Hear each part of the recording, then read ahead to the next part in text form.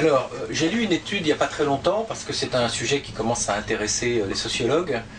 J'ai lu une étude qui a été faite par une maître de conférence à l'université de Clermont-Ferrand, qui a fait une communication sur ce thème. Il y aurait entre 10 000 et 20 000 personnes qui naviguent autour du monde sur des voiliers en permanence. Tu dis 10 000 personnes du monde entier, pas françaises. Du monde entier, oui. Entre 10 et 20 000 personnes nomades sur leurs bateaux qui sont dans le Pacifique, dans l'Atlantique, à Tahiti, en Australie. Nous avons rencontré beaucoup de gens qui faisaient ça, et loin de là, pas que des Français. Des Anglais, des Hollandais, des Allemands, des Espagnols, des Américains, évidemment. Quand on est aux Antilles, il y a beaucoup d'Américains.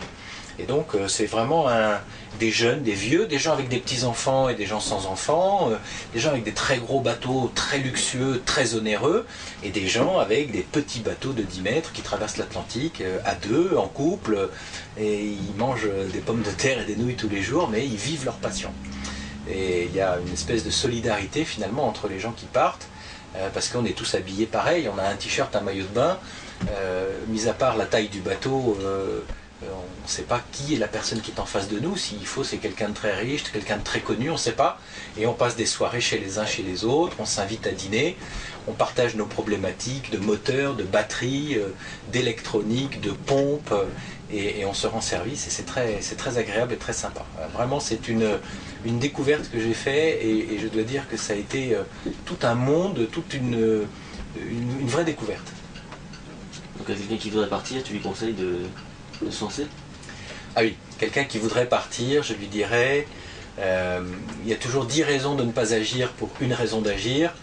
C'est sur celle-là qu'il faut appuyer, bien évidemment. Il faut prendre la décision. Je crois que le moment le plus difficile, c'est de franchir le premier pas.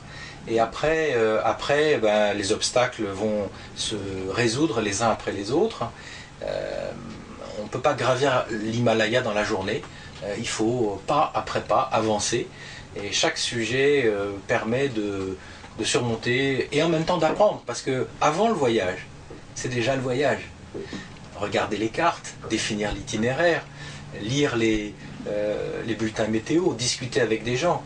On est déjà quelque part en voyage. On est déjà en découverte. Et on est déjà dans un autre monde. Donc les 18 mois qui ont précédé notre départ, ils étaient très agréables, c'était très sympa. Il s'est passé 18 mois entre le moment où vous avez eu l'idée et le moment où on a levé l'ancre. Avec 1 an et demi pour trouver le bateau, voilà. Prendre la décision. Voilà.